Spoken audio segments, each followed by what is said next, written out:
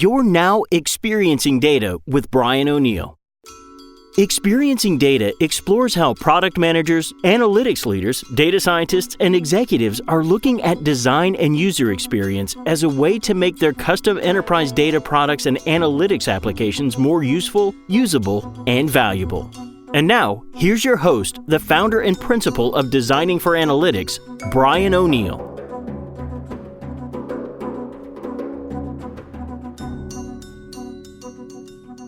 David Stephenson is the author of Big Data Demystified, and he's a consulting data strategist, primarily working out of Europe. I'm excited to have my chat with David on the show here today, because I think David has a really good way of connecting a highly technical background with the business and being able to kind of act as a bridge between these two departments. All right, David, are you on the line? Yes, I'm here. I'm super excited to talk to you. So we have David Stephenson, the consultant and author of Big Data Demystified. We met through, somehow we met, I think it was on LinkedIn originally, and you also run Predictive Analytics World Conference, the UK edition, correct? Yeah, that's right. Awesome. Tell people a little bit, I gave you an intro there, but it's always better from the horse's mouth. So tell us a little bit about what you're up to. Yeah, sure. So I used to run global business analytics for the eBay Classifieds group, and then started off on my own a couple years ago, and have been doing consulting mostly around Europe in data strategy, data science program developments. And then recently published a book also on the topic with Financial Times Press called Big Data Demystified. Just doing a lot of work between speaking and teaching and training and consulting with companies, really focused on developing how they use data and analytics and helping them reach the next steps in that. So it's been keeping me quite busy recently. Really enjoy it. Nice. And how did you get involved with, I don't know do you guys say PA or Predictive Analytics? Yeah, Predictive Analytics World. Yep. How did you get involved in that? Yeah, well, I've been speaking at quite a number of conferences, and the PA conferences were some that I was speaking at. And I'd spoken with the organizing company, Rising Media. I'd spoken at 3 of their conferences. And at some point, they contacted me and said, we've enjoyed having you speak with us all this time, and we're looking for a new conference chair for the London Predictive Analytics World. Are you interested? And after, so many years of going to conferences and thinking, what would I do better? What would I do better? I thought, this is finally my chance to do everything that I've wanted to do to make conferences better. So I said yes. So I've been doing it now, going on my 2nd year. Nice. And quickly, even though we're probably not going to go way deep into PA, but what did you want to make better, or what have you made better? What was wrong that you wanted to change? I was frustrated at the combination of the choice of who would be on stage. Mm-hmm. So there was a lot of emphasis on just let's get, a well-known company or someone who just has the name recognition without really focusing on quality content. For me as a practitioner, I really wanted to make sure, look, we have 2 days to select speakers. Let's get speakers up there who are really going to give valuable content. Because I was frustrated in going. I'd go to so many conferences where out of 15 talks, there'd be 1 or 2 that I thought were valuable. And I thought, okay, I'm going to get a conference going where almost all the talks are really high valuable talks. Mm-hmm. So that was, for me, the big opportunity. Make it the conference you want to go to, kind of thing. Exactly. Yeah, exactly. Be the change you want to see in the world, as they say. Yeah, no, it's a good opportunity. It's been a ton of work, but I've enjoyed it. Excellent. Cool. So jumping in, I have a ton of questions for you. I hope we can fit them all in. You came recommended to me from a previous guest and friend, and I was excited to talk to you. So I also notice, in your work, you practice design thinking. So I want to jump into that in a little mm-hmm. bit. The first thing I wanted to ask you though is there's a lot of technical knowledge required to do, data science and analytics effectively. Can you talk to us a little bit about the non-technical knowledge that's required to make solutions that are obvious, they're usable, useful, value is created, that kind of thing? What's missing here? There's a high failure rate in this industry for projects. Talk to us about these non-technical skills that are also required.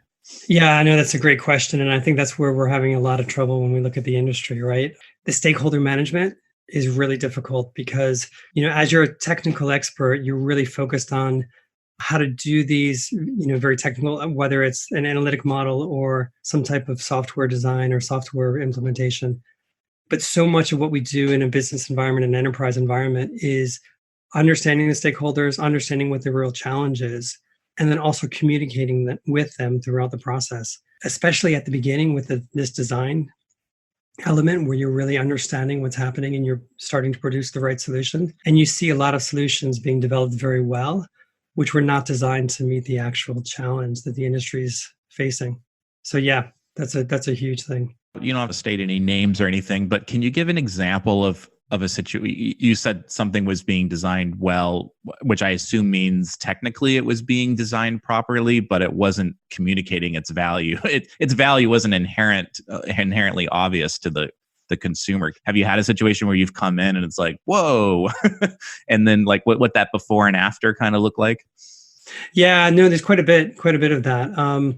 Like, for example, I had one situation where the customer said, look, we need a certain solution to advise on how to change a product. We have limited resources for enhancing a product in different areas. Can you advise us? Digital product? No, actually, a physical product. Okay.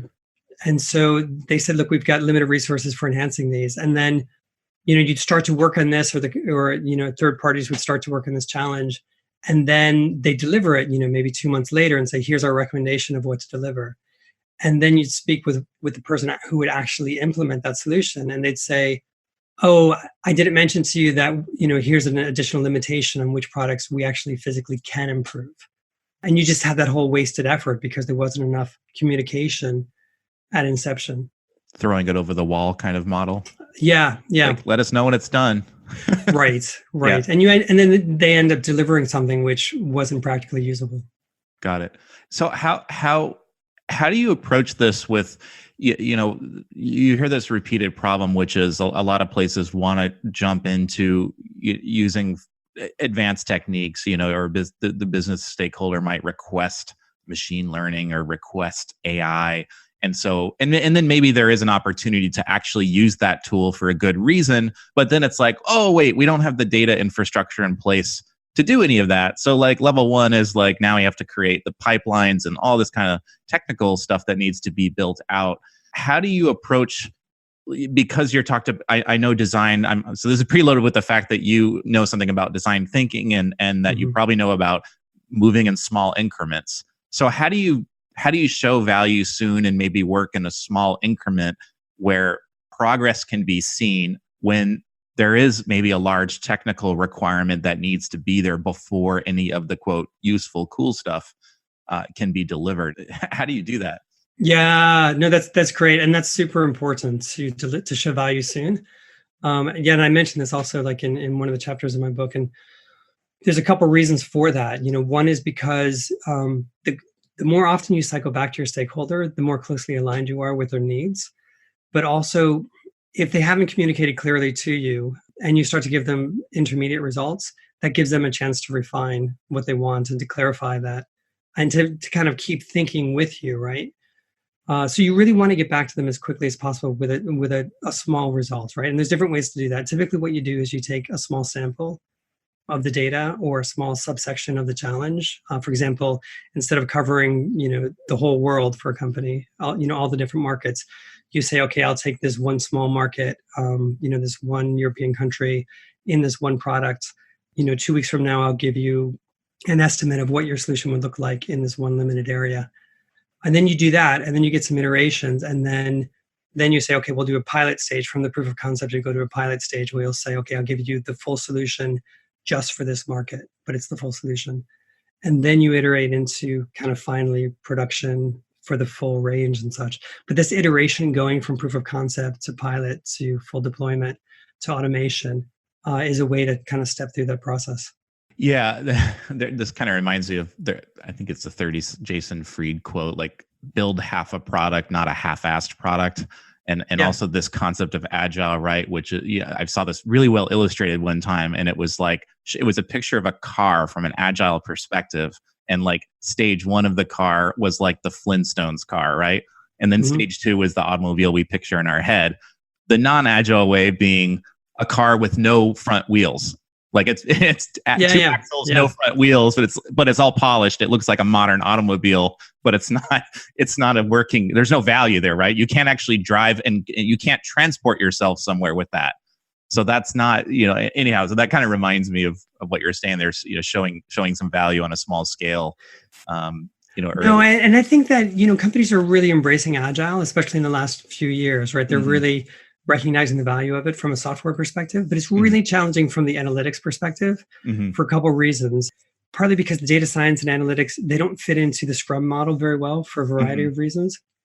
And the other thing is people who really love this field, they want to do the cool work. They want to do deep learning. They want to do advanced models. Right. And when you tell them like, hey, just give me, a really super simple data-driven model that, meets 60% of the solution. A lot of these guys who are focused on machine learning, that's not what they want to do. They want to jump straight to the cool stuff. So I find in the projects that I do at the beginning, a lot of it is just kind of talking people down and saying, look, let's start simple. Let's not boil the ocean at once. Let's not start with the most advanced models. For some people, that takes a bit of convincing. Is that cultural at all? Is it tied to the amount of academic background they have? Like, do you see a pattern that goes with that, or is it just a seniority thing? I hear that tends to be more at a more junior level people that are closer to being out of school. Do you see a pattern or trend there? Yeah, I know that's a good question too. There's two things. Sadly, part of it is simply that a number of people I've talked to would say, I only want to do interesting work. Their goal is not to first and foremost bring business value, but they want to do work that's interesting for them. And for some people, that's simply it. And as a manager, as a leader, you have to get people in place who are aligned with your business needs, because not everyone with the skills is, and some of them will be very forthright about it. They'll say, look, I'm not interested in that work because it's not interesting, And the other thing is the seniority. I think the longer people are around, the more value they recognize. Two things. One is from the basic models. Just there's so much work so many projects that'll work fairly well with just a simple regression or Bayesian model. And the other thing is just taking the time to say, hey, I'm going to do the simple iteration and not spend 3 months developing something before I deliver it. Yeah, I can understand that. So I'm curious, do you feel the solution when that kind of problem happens is to train and assist those technical people in learning how to broaden their skill sets so they realize, value is not entirely driven by the technology portion? Or is it like you really just need to bring in a different role entirely, or meet in the middle somewhere? Like, how do you address that? I think at a leadership level, you have to find the leaders who already understand that. And then the people who are more junior, those are the people who need to learn it. I'll just give you a basic example. In years past, I worked in quantitative finance, right?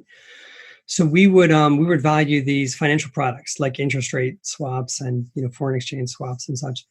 And I remember valuing some of these, and there'd be two parts of it. One was the foreign exchange, and one was the interest rate for cross currency swap. And the one part was super hard to do, and the other part was really easy to do. And I'd get stuck on the really hard part. I'd be focusing all my time on that. And at some point, my manager, who was an MBA, not super technical, came to me and said, "Look, David, the simple part, that's 98% of the risk, and the complex part you're focusing on, that's only 2% of the risk. So, it doesn't matter if there's a huge error with that part. Just get the simple part right, and we'll essentially get most of the risk quantified." Right. So that for me was a real learning point to say, okay, understand what's the hardest thing is not necessarily what's the most important thing. Right. Not to mention, most places are happy with a 98% test score. Exactly. In this area, right. We'll take 75, actually. No, and that's the thing. And that's important to know your stake owner too, because if you're working with marketing people, an 80% solution is fine. If you're working with finance, these are the guys who really need exact numbers. So really, you have to understand what your target audience needs in terms of precision. Yeah. Tell us a little bit then about, so I brought this up earlier, the concept of design thinking and how it can apply to, data science and analytics work. How are you applying that in your consulting work. Yeah, I know this is something really I'm focusing more and more on now, because you'll see this. Gartner has a nice visualization where they show design thinking iterating into the prototype phase and then iterating into the production phase. And the idea is that, we all sort of know, hey, a proof of concept is important, it's a prototype before we go into production. So we've all recognized that. But what we're really missing a lot is that initial stage where you're this design stage where you're saying, look, what is my real business challenge? And what's the solution that's really going to address that? And taking time to get the right people in the room, to get the right processes in place so that you're starting down the right path, even before you start to build a prototype. Because just from experience, I've seen this where, I was all proud of myself a few years back because I made this awesome prototype, of something very quickly, very powerfully. And I thought, oh, this is great. I've done such a great job with this. And then by the time we went to deploy it, a few months later, they shut it down because it wasn't meeting the need of the company. And I thought to myself, if I'd really taken the time, rather than just going with what the company asked me to do, because, the CTO had said, let's build this. And so I was like, sure, let's build it. It looks cool. If I'd instead stopped at that point and said, look, let's first go through the design process and figure out what we really should be building before jumping straight into the prototype, we would have saved a lot of time and effort. Yeah, one thing I fully agree with this this process.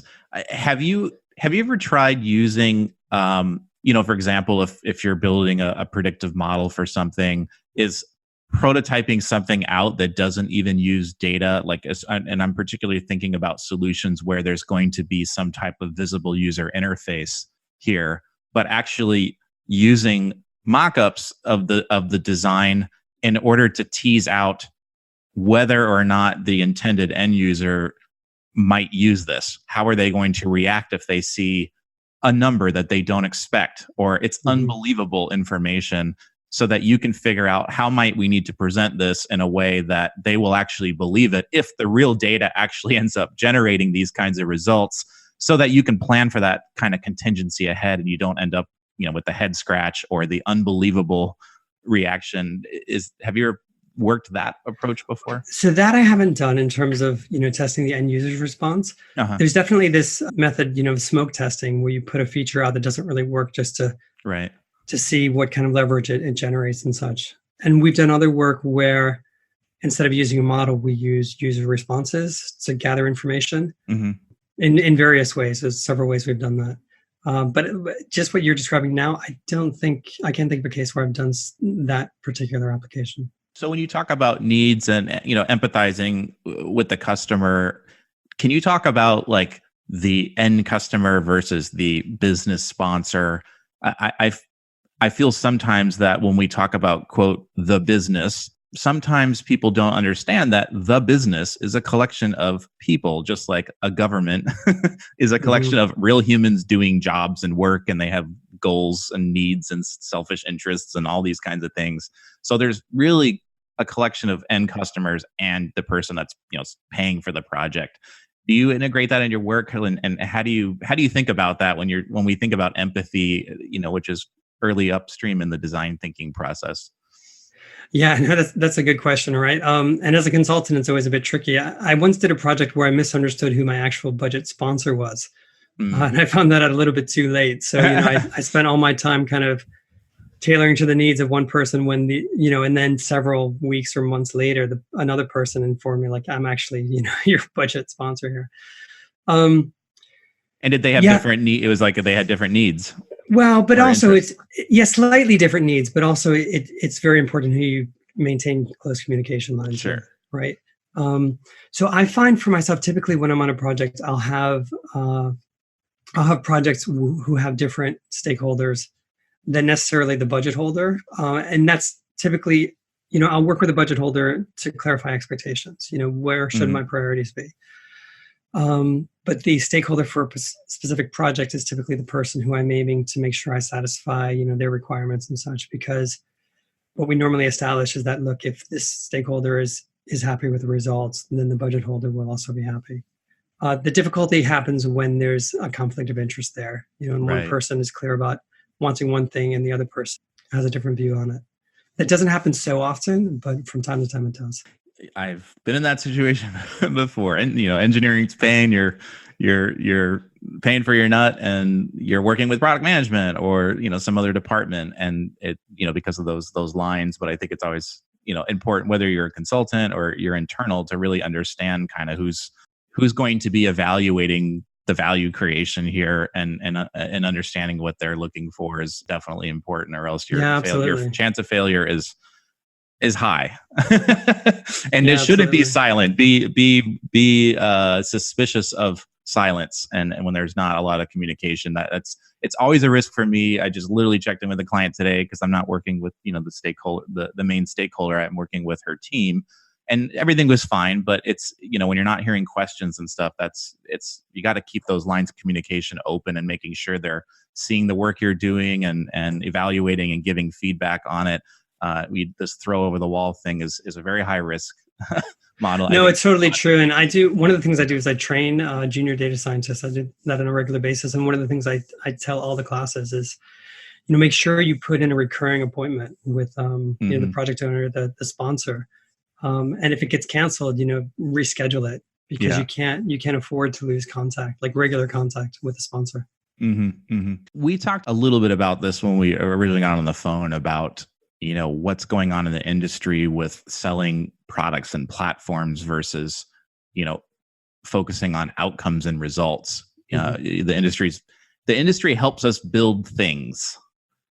Things don't always turn into value. So do you have some advice on how to approach this? And I'm not saying that all products are bad and platforms. I mean, without some of this new technology, none of this would be possible.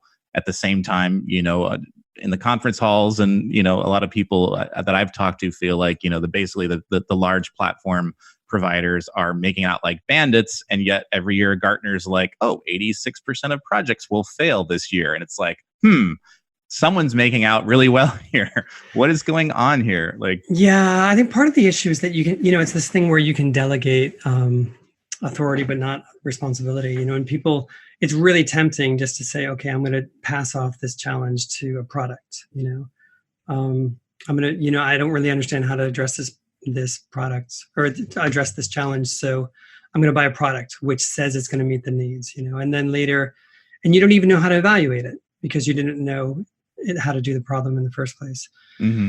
So I think that's definitely dangerous. And you see different tools. I don't want to name any tools, but there's definitely tools out there that sell sort of, the AI solutions. And when you back test them, you're like, well, what is this really providing me? It's perhaps a terrible model. And maybe the vendor even knows it's not a good model, but it's their model, they're selling it, and we're buying it. That being said, I mean, if you understand the challenge and you know what you're buying, then it is a way to move very quickly. It's a way, there's certain tools which will let you automate repetitive work. And that's a big payoff, right? If you know what you're getting. But there's definitely a lot of snake oil being sold now in the market. And I see that come up also. You're listening to Experiencing Data, the podcast that explores how design and user experience make enterprise data products and analytics applications more useful, usable, and valuable. Your host is Brian O'Neill of Designing for Analytics, designer, UX consultant, and advisor to the business leaders behind custom enterprise data products and analytics applications. For more information, visit designingforanalytics.com. If you're enjoying the show, help Brian out by rating it on iTunes. And now, back to Brian.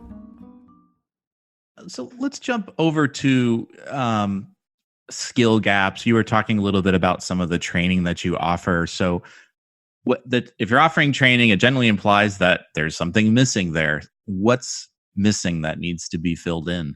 Yeah, there's a couple of things. One is that there's a tremendous number of people, at least over in Europe, who haven't been really trained solidly in analytic skills. But they sort of go through a boot camp and then cross over into this analytics/data science space, right? So these guys are missing a lot of fundamental skills in terms of mathematics, statistics, and computer programming, right? So that's the basic skills. I don't do a lot of training in that myself, just because there's so many people who can do that. What I focus on more is the business skills of, once these guys are coming out of a highly technical program or a boot camp or straight out of university, how can they place themselves within an organization and be effective? And there's several aspects of that, one of which is understanding the larger enterprise around them, understanding how different people think, how the non-technical people operate, what's important to them. So that sort of empathy and understanding your place in the company. Mm-hmm. And then the other thing is communicating, and these guys, they tend to have a lot of challenges communicating around them, both in terms of orally, but also visually. Mm-hmm. And part of that is because they're used to functioning within an analytic ecosphere, communicating with other people like them, mm-hmm. In their programs and such. And a part of my training is really to help them understand, look, when you're doing emails, when you're doing presentations, PowerPoints, or charts and graphs to people in outside departments, what is a way to communicate it very effectively? Are there any particular repeated things that come to mind in terms of guidance that you give, the 5 bullets or something that you kind of see as a repeating theme around the communication, particularly the visual, but also the, written? Yeah, no, it's just a lot of different stuff I cover, to be honest. Mm-hmm. I mean, a lot of it just boils down to understanding the perspective of the people mm-hmm. around you, but that encompasses a tremendous amount of different training materials that I have. Right. When you have team members that are coming from that background, how do you, and the solution that you're working on has a software component, particularly, some type of visual component, what is their role and how do you get them up to speed, or how do you work with them if they're going to be involved in that solution that's going to go out? Is it just take a guess and try? If you're starting out from a pure data science or stats, math background, how do you get to that point where you can deliver a solution that may require a software interface? What's involved in that process? Yeah, so it depends on sort of how it's being deployed. If you're looking at something that's going to be deployed as part of a production stack, that's a long road to travel if you don't have the software background, right? Because then you have to know all this stuff about, the testing, the unit testing, regression testing, sort of everything that a developer knows in order to create robust code, even then further monitoring and such. And if you come out of a math program or something and you don't have that software development experience, that's quite a bit of training. And that's actually a big stumbling block for these guys, because they know the machine learning techniques and they want to deploy something. And they'll start hacking stuff together with whatever code. And then they'll go to the development team or the IT and they'll say, hey, I built this cool model. Can you deploy it? And there's no way that's going to get deployed because it doesn't meet the rigorous standards that are necessary. Right. So on the flip side, though, when you have the software developers who already know, how to make things robust and such, and these guys say, hey, well, I want to try building a regression, building a, Bayesian network or something, there's almost a better chance for them to be able to build something that's deployable because they at least have that foundation. How does this tie into so another kind of topic that's just been in the ether, I guess, around me right now is this topic of model trust. If you're coming at it from that technical standpoint, and if you think or believe that model trust is an issue, so this is do my stakeholders believe what I'm showing them? How does that play into your process? How do you get to the point where you don't wait until you have a great model, but then you find out someone won't use it? No, that's a great question. In the past, I worked with a forecasting project at a client, and I had a third party working on something, and they went to, they developed some cool model, and they went to the stakeholders and they said, look, here's our forecasting model. And the stakeholder looked at it and said, yeah, okay, that's kind of interesting. I'm never going to use it, right? And then later on, when I was supervising a forecasting project myself, what I did is I told my team, I said, look, the first delivery we give to the stakeholders, make sure it's something super basic and super obvious, so that they know exactly what we did, why we did it, and they look at it and say, yeah, that makes complete sense. That's what I would have done. Give them just a basic regression, a basic ARMA 1.1 model or something, no bells or whistles. And from there, the next iteration, make it a little more complex and then a little more complex, because you have to get them on board and they have to be nodding their heads. Either asking like one question at each iteration, like that doesn't make sense, or nodding their heads and saying, yeah, that makes complete sense. But if you go all the way to an advanced model, like you said, and try and throw that at them, if it doesn't make sense and it doesn't agree with what they already saw, then you've completely lost them. Yeah. Yeah, get in touch early. Stay in touch. That's kind of the kicker there. Do you think this overall trend of success or lack thereof in the industry of formerly it was big data projects, now it's AI, is this trending in the right direction? Like the success rate? I mean, it's been consistently low for a long time. Where is it going? Yeah, I mean, there's two things to that. One is that there's always a natural sort of failure rate, even with well-intentioned and well-designed projects. Uh-huh. But then the second thing is we're having a difficulty because we're used to be a bottom-up push for data science projects where, the developers would say, hey, I'd love to do this. I'd love to do this. And the management said, stop bothering us and just do your job. Recently, what's happened is been a top-down, right? So from board level, they'd say, hey, we need to start doing something with AI, with machine learning, with big data, and they'll start throwing budgets at it. But what happens then is that you've got a couple 100,000 or a couple million from board level coming down to start hiring a team and buying technology. So these budgets that are made up, on an annual level, after 1 or 2 years of, building a team of 20 people or 30 people, then the budget's being renewed and people are going to start asking questions, what value did we get? Well, even at the inception, a lot of these teams, there wasn't a clear mandate for them. There was a top-down hope that we could leverage a buzzword, right? But 2-3 years down the line, we've spent the millions and we've bought the systems and everything. We weren't really sure from the start why. So of course, there's not tangible value after two or 3 years, and there's still no tangible direction. And then you start to see these things burn out, and I've seen some programs already where after a year or two, it's sort of like, where are we going with this? What's happening? But of course, those that really understand what they're doing and why they're doing it, of course, for these, there's a very real chance of seeing value. And you're seeing a lot of the large companies really capitalizing on these efforts when they initiated the efforts with a clear vision and a clear purpose. Following on to that, then, do you think there's a place for, sometimes I call it laboratory mode, right? Which is, maybe the business stakeholder understands that, we're also a data company. Everybody says that now. I know we need to be doing something with this, but I don't understand the technology. I want to know that we're flexing this muscle. We're rehearsing. We're playing scrimmage games, even if we don't create value. Is there something there to having a laboratory kind of model, which is maybe you do let some of your top talent go try to build a deep learning network or something like that, back out a project from something, not exclusively in their work, but this is like 20% time kind of concept. Is there some value in that, or do you think it's unnecessary to be totally playground with no? No, absolutely, right, absolutely. But this goes back to your design thinking, right? So you want to have that initial impetus, like, why are we doing this? Where might it go? Cool. Yeah. Awesome. This has been super good talk.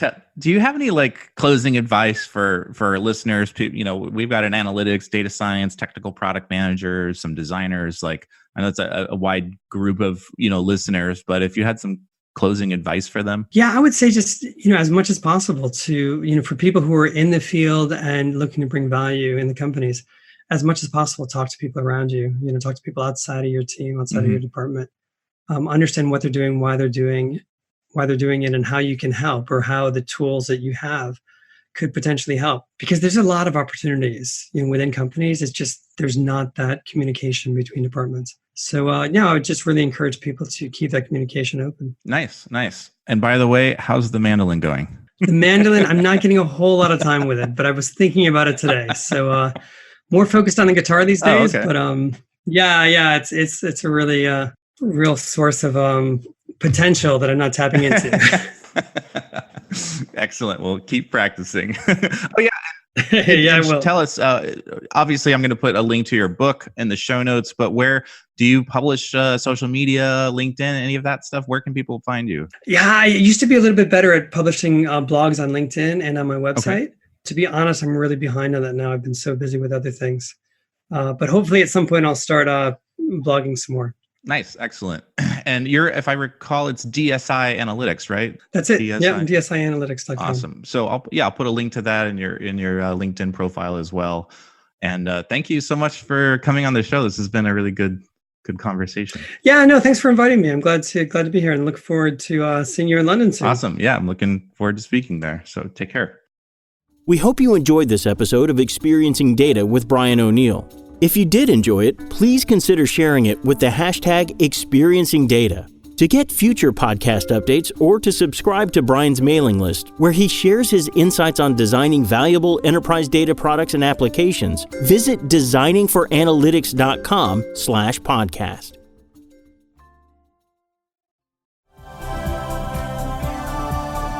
This has been a Humble Pod production. Stay humble.